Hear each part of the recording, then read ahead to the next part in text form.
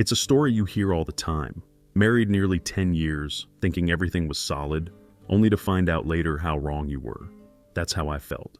I'd been coasting through what I thought was a good marriage until the day I met Chloe. She came into my life when she got hired and was placed in the cubicle right next to mine. Connor, my boss, strolled over, guiding her to my desk like he always did with new hires. "Henry, this is Chloe Ward. It's her first day, so show her around, all right?" "Of course," I nodded. I mean, what was I going to say? No. Even if Chloe had been short, overweight, or had some bizarre appearance, I would have done it. It was the boss asking, after all. "Sure, Connor," I replied, but Chloe wasn't any of that. She stood about 5'6", slender but well-proportioned, with striking blonde hair that caught the light. Her blue eyes were something else, deep, almost like they were seeing straight through you. As I said, "Sure, Connor," my mind was already racing. I wasn't thinking about just showing her around for the day. I was thinking about ways to keep her around. For days. No, scratch that. Weeks, months, hell, maybe even longer. A quick glance at her left hand showed no ring, and when I glanced back at her, she smiled, like she knew I'd been sizing her up. Connor, oblivious to the undercurrent, said, "All right then. Welcome aboard, Chloe. I'll leave you in Henry's capable hands," and walked away, leaving us there. As soon as he was out of earshot, Chloe raised an eyebrow and asked, "Are they?" "Are they what?" I asked, caught off guard. "Your hands," she said, tilting her head slightly. "Are they capable?" That did it. I knew right then I was going to do whatever it took to make her mine. There was something in her eyes, something playful, maybe even daring. I met her gaze and replied confidently, "Very." She gave me a look, a smile that seemed to say, "We'll see." I got up from my desk, eager to start showing her the ropes. I took her on a full tour of the office, showing her around the different departments, introducing her to a few key people. But my mind wasn't on the office. Eventually, I asked her to grab lunch with me, and she agreed. We ended up at Los Mesos, a little spot nearby that I had frequented. Over cheese and onion enchiladas, we started talking. She had recently graduated and had sent out a bunch of resumes. Our company had been the first to respond, offering her an interview and then the job. She accepted, but her fiancé wasn't happy about it. "He didn't want to move to Colorado with me," she said, casually dropping that bombshell. "You just dropped him?" I asked, surprised. She shrugged, unfazed. "What can I say? We all make mistakes. He was one of mine." "How long have you been in Denver?" I asked, curious. 5 days, she replied, smiling slightly. I chuckled. "Well, I guess that makes my offer to show you around pretty literal. How about dinner tonight? We can plan out how to explore the city and maybe some of the nicer places around here." Chloe and I started dating, casually at first, for the next 6 months. I say casually because it wasn't just me. She was seeing other guys too. I wanted more. I wanted something exclusive, but Chloe wasn't ready. "I just got out of a relationship," she told me one night.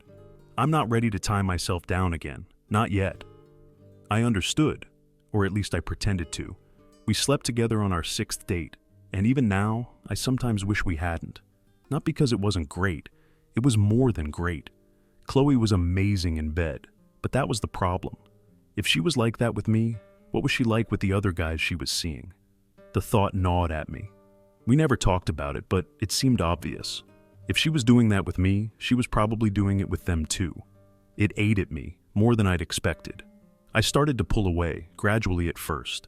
Where before, I'd barely let a day go by without asking when we could see each other, suddenly, I wasn't asking anymore. 3 whole days passed without a word from me. Just me, sitting there, stewing in my thoughts.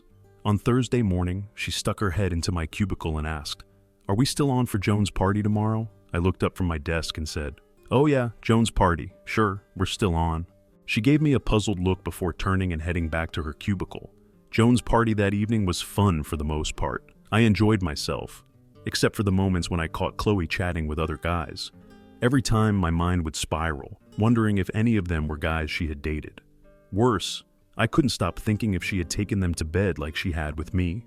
By the time the party ended, I had convinced myself that I couldn't go on like this. I wanted Chloe, no doubt about it, but the thoughts that hit me every time I saw her with another man were becoming unbearable. When I dropped her off at her apartment afterward, I could tell she was surprised. Normally when we went out, we ended up at my place. As I walked her to her door, She gave me a curious look and asked, "You're coming in, right?" "Not tonight," I replied, leaning in to kiss her on the cheek. "See you at work." I walked back to my car, feeling her eyes on me the entire time. As I pulled away, I caught a glimpse of her still standing at the door, watching me drive off.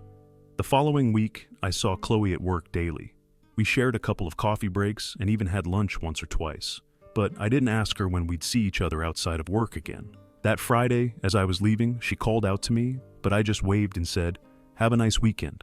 I stepped into the elevator and the doors closed behind me. Later that night, I went to a party and ran into an old flame. She was there with someone else, but at one point she managed to slip me a note. "Call me, anytime after 8 tomorrow morning, but call me," she whispered, before her date whisked her off to the dance floor. We had been good together once, but an argument, so trivial I couldn't even remember what it was about, had driven us apart. We never patched things up. The next morning, around 9, I called her. We talked, laughed about the stupid fight that had ended things, and made plans to go out that evening. We went to Redwood Lounge for dinner and caught up, reminiscing about the past and how ridiculous our falling out had been. Afterward, we hit the Oasis for drinks and some dancing.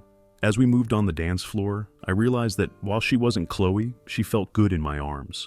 Maybe she was exactly what I needed at that moment to help me get my life back on track. When I dropped her off, she invited me in, and it was like nothing had ever changed between us. I remembered exactly how she liked to be touched, what she liked to do, and we fell into that rhythm easily. It was good, really good, and several times over.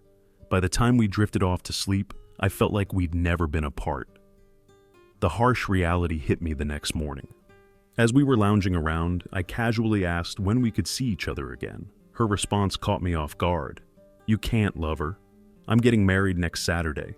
You were my last fling," she smiled. "I can give you the rest of today and tonight if you want, but that's all I can offer." I took what she offered, and by the time I dragged myself home on Monday morning, I was exhausted. I barely had time to shower and get ready for work. By 10 o'clock, I was in the break room, sipping coffee, trying to shake off the fatigue. That's when Chloe sat down across from me. She quietly added sugar to her coffee before looking at me and asking, "Did I suddenly develop a bad case of body odor or bad breath?" I shook my head. "Not that I've noticed." "Why?"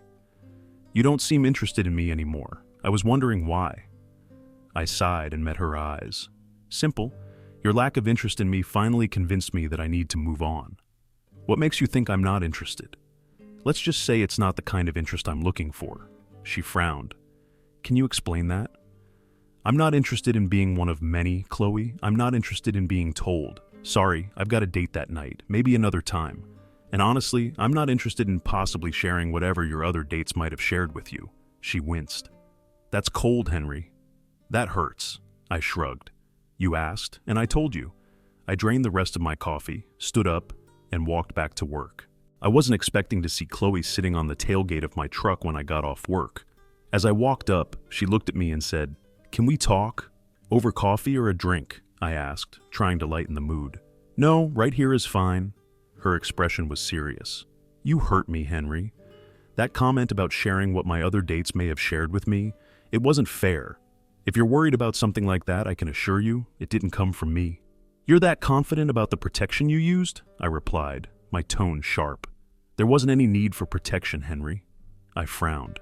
"What are you trying to say, Chloe? That with all the dating you do, I'm the only guy you've slept with?"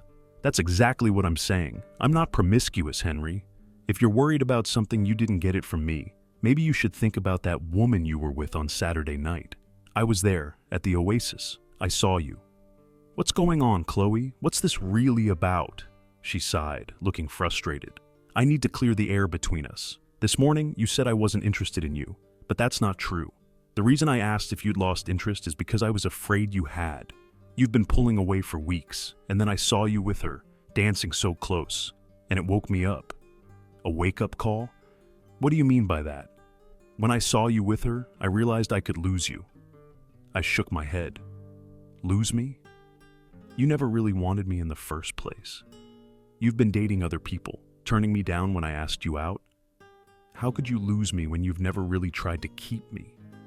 Of course I had to tell you when I had other plans. What would you think if I turned you down and then you saw me with someone else? I was being upfront, Henry. I sighed, feeling the frustration building. You're still not making sense, Chloe. If you wanted me, you wouldn't be spending time with other guys. You'd be with me. She hesitated, taking a deep breath before speaking again. Please try to understand. When I met Walter, I fell for him, hard. He was everything. Smart, funny, attractive, with a bright future. We had so much in common, and I thought he was the one. We dated for 9 months, and when he proposed, I felt like the luckiest woman alive. But then things changed. She paused, looking down for a moment before continuing. Walter lost his job, and at first I thought it was temporary, but he couldn't find work, and eventually he couldn't afford his rent. I had a small inheritance from my grandmother, which allowed me to keep my own apartment while I worked on my degree. Naturally, I told him he could move in with me. Chloe's voice grew softer as she continued. At first, everything seemed perfect, but as time went on, Walter wasn't trying as hard as I thought he would. He was always home when I came back from school or work, and he wasn't even bothering to shave. He said he was looking for jobs, but I started to doubt that. Then, there were little things. I found myself picking up after him constantly, and he never lifted a finger to help out around the place. Her tone darkened.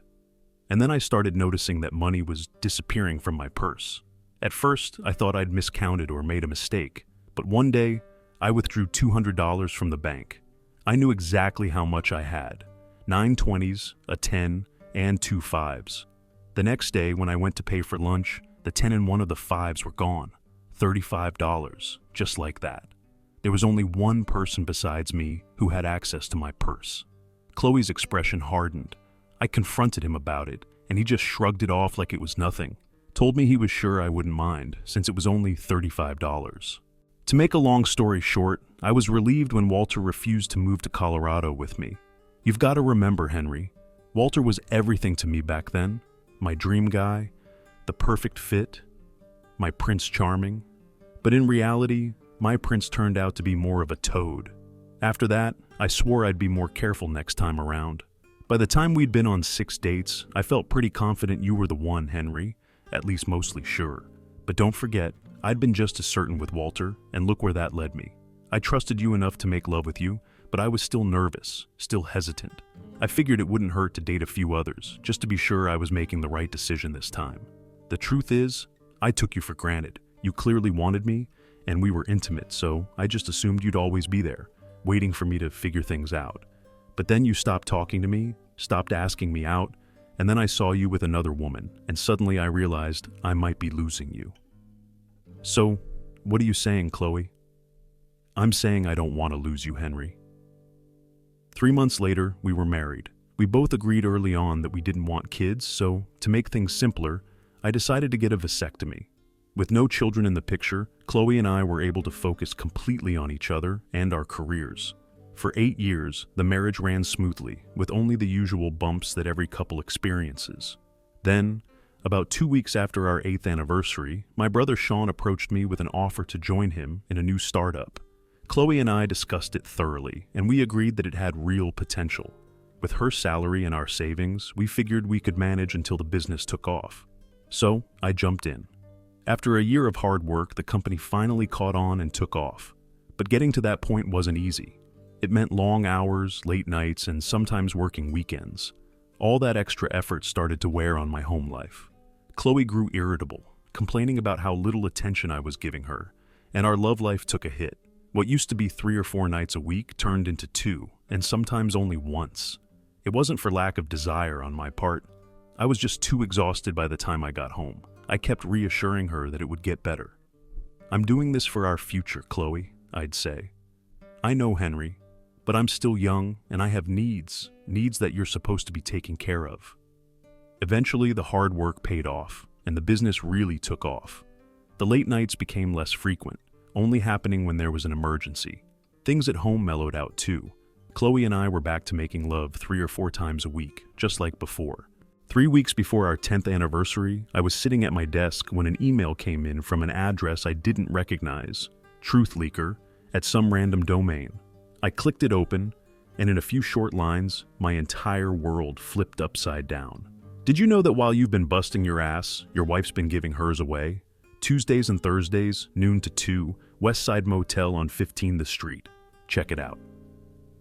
I sat there, staring at the screen. It hit me like a wrecking ball to the stomach. I didn't want to believe it. I wanted to brush it off as some kind of twisted joke. But the more I thought about it, the more it gnawed at me. Whoever sent this email knew it would be easy to confirm. They were counting on me to follow through. Still, part of me hoped it was just a cruel prank. Maybe someone who hated me or Chloe, hoping to blow up our marriage. Maybe they wanted me to go home, accuse her, and drive a wedge between us based on nothing more than suspicion. But if that was the goal, they were going to be disappointed. I wasn't about to make any accusations without proof. I had to know for sure. That night, I stayed late at work even though I didn't have to. I wanted to avoid any chance of running into Chloe. If she saw me, she'd know something was wrong, and she'd start asking questions. Chloe had a way of pulling things out of me, whether I wanted to talk or not. I couldn't risk tipping her off. If she was cheating, she might lay low until the heat was off, and I wouldn't get the answers I needed. Fortunately, when I got home, she was already asleep. The next morning, I made sure to leave the house before she got up, not wanting to face her. At 11:30, I was parked in a borrowed car outside the West Side Motel, my stomach in knots. I kept telling myself that maybe the email was wrong, that maybe Chloe wouldn't show. But deep down, I think I already knew. Right on time, at 10 to noon, Chloe's car pulled into the lot. She parked and sat there, her fingers tapping the steering wheel as if she was waiting for someone. Not 2 minutes later, Liam Johnson, a guy she worked with, pulled up beside her. I felt my blood run cold. They rolled down their windows, exchanged a few words, then Liam got out, went inside, and 5 minutes later, they were in room 180 together. I didn't need to wait to see how long they stayed or what happened inside. Just knowing they were there together was enough to tell me everything I needed to know. I could have confronted them right then and there, but I wanted Liam to feel it. I wanted him to know what it meant to cross that line. So, I waited. The next day, I drove to their office and parked beside Liam's car. I watched as he strolled out of the building, completely unaware. I let him get almost to his car before stepping out of mine. The moment he saw me, his face drained of color, and he tried to turn away, but I was faster. I grabbed his shoulder, spun him around, and without a word, I slammed my fist into his mouth. He crumpled, and I shoved him against his car, raining punches on him. His nose cracked, blood spurting down his face. I dislocated his jaw with another hit, then kneed him hard in the groin. He collapsed to the ground, wheezing, but I wasn't done. I started kicking him over and over, hearing the sickening crack of what I assumed was one of his ribs. It wasn't until 2 guys pulled me off that I stopped. One of them, Sean, looked at me like I'd lost my mind. "Henry, what the hell? Have you gone crazy?" "Not at all, Sean." I wiped the blood from my knuckles. "This is what I do to guys who screw my wife." They let go of me, and as I turned to head back to my car, I noticed Chloe standing in the doorway of the building. She looked pale, her hand covering her mouth, eyes wide with shock. I gave her a look, a cold, hard stare that said everything I couldn't say in words. Then I got in my car and drove home. 45 minutes later, the doorbell rang. When I opened it, 2 cops were standing there. I was arrested for assault and battery, cuffed, and taken to jail. I couldn't make bail until the next morning, and when I finally got home, the house felt eerily empty. Chloe was gone. She'd packed up and moved out while I was sitting in a cell. Word spread quickly after Liam's beating. I made sure people knew. As far as I was concerned, we were even for what he did with Chloe. But I also let it be known that if I spent even 1 day in jail over the incident, his next beating would be far worse. He'd end up in a wheelchair. 3 days later, my lawyer called to tell me Liam wasn't pressing charges and the case was going to be dropped. But then, an assistant district attorney, looking to make a name for himself, decided to use an obscure law that allowed charges to be brought against someone considered a public menace. I wasn't too worried. I spread the word again. 1 day of jail time, and Liam would be the one paying for it. 2 days later, Liam went to the assistant district attorney and claimed he had thrown the first punch, saying I was only defending myself. The case was dropped, just like that. Liam was out of the picture, but there was still Chloe to deal with. I met with a divorce attorney, got the ball rolling, and thought I was done.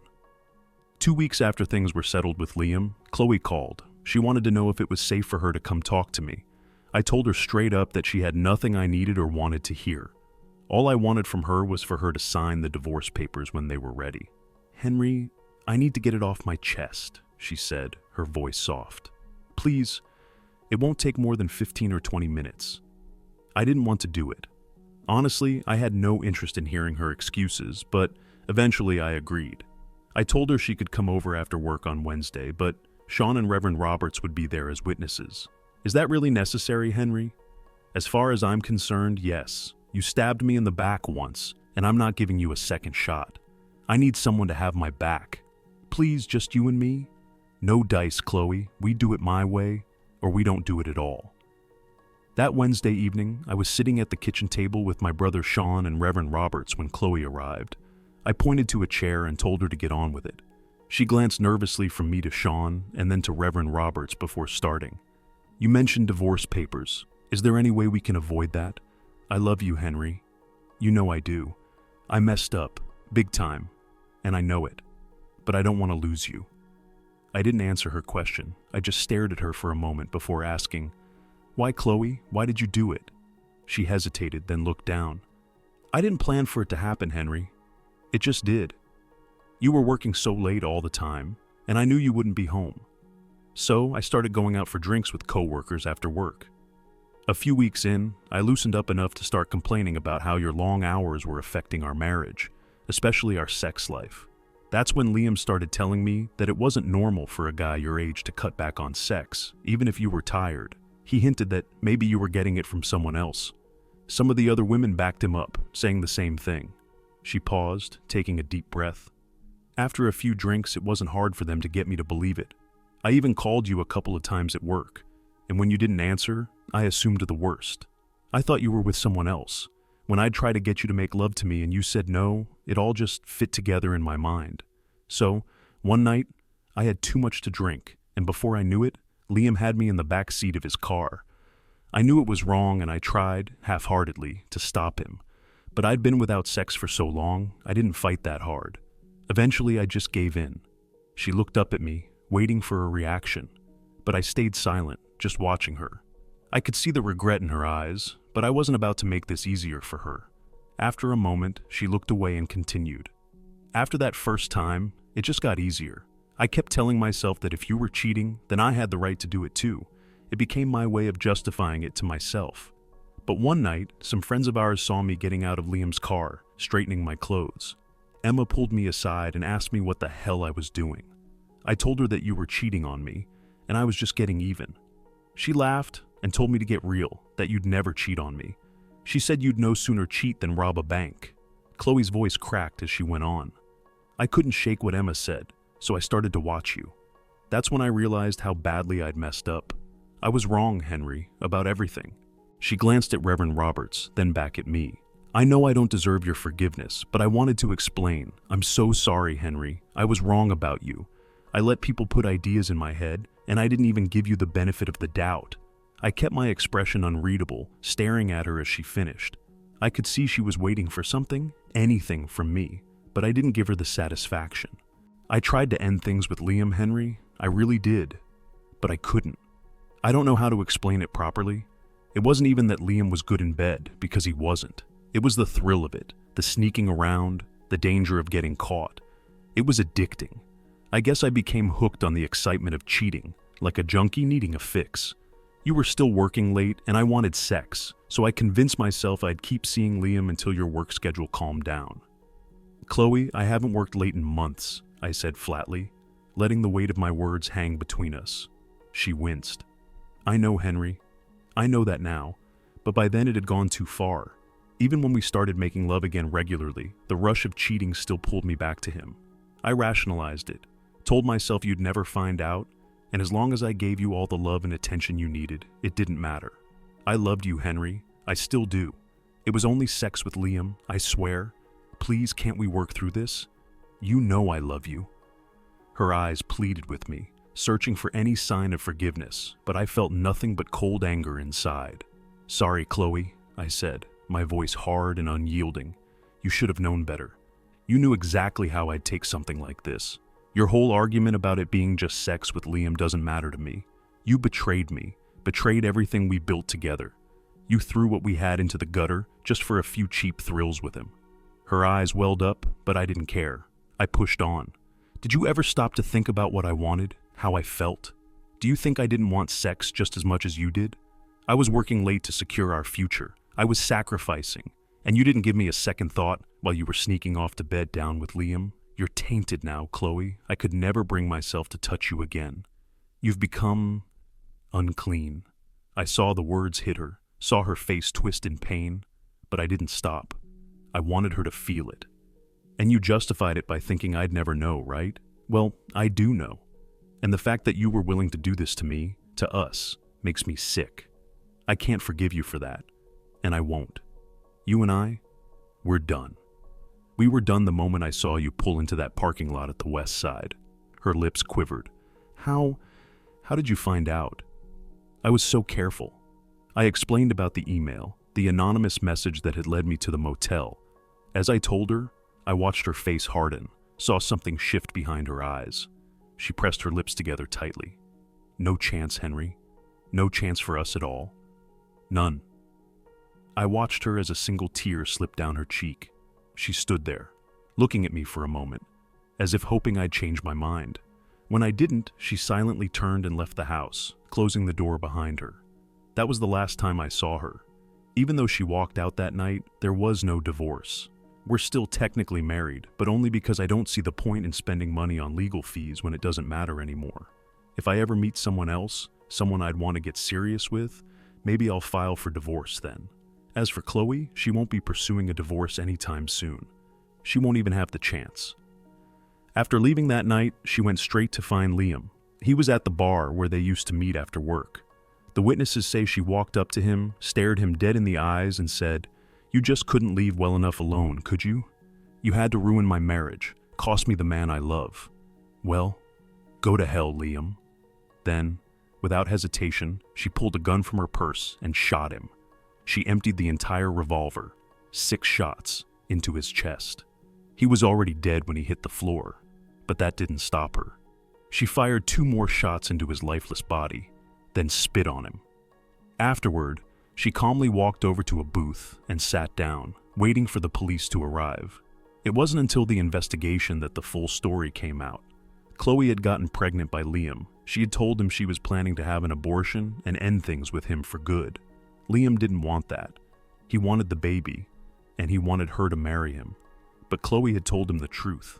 She didn't love him, and never would. Her heart belonged to me. Liam, in his desperation, sent me the email, hoping that if I found out, I'd throw her out, and he could have her all to himself. When I told Chloe about the email, she knew right away that Liam was behind it, and that's why she went to confront him. Despite everything, I still hired a good lawyer for her. She was sentenced to 20 years in prison, though she could be out in 10 if she behaves. It's strange. She killed a man, and part of me feels like she deserved the death penalty for it, but I couldn't let that happen. Chloe had the baby while in prison. She gave it up for adoption. Every month, like clockwork, I get a letter from her, asking me to visit on visiting days. I've never gone. I don't plan to. There's no point. Whatever we had died the moment she betrayed me, and there's no bringing it back.